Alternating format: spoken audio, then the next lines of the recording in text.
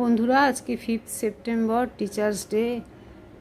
Doctor Sarvepalli রাধাকৃষ্ণনের জন্মদিনটিকে সাধারণত এই টিচার্স ডে হিসেবে পালন করা হয়। আর যতদূর মনে করতে পারছি, আমি যদি খুব ভুল না করি, আজকে বোধহয় মাদার টেরেসার প্রয়াণ দিবসও বটে।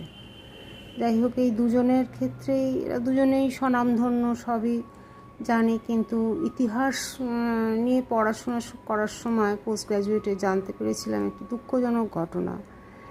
এই ডক্টর সর্বপল্লী রাধাকৃষ্ণন ভীষণ ব্রিলিয়ান্ট স্টুডেন্ট ছিলেন, যার জন্যে ইংরেজ এক্সামিনার তার খাতায় লিখে দিয়েছিলেন যে examinee is the better than the examiner.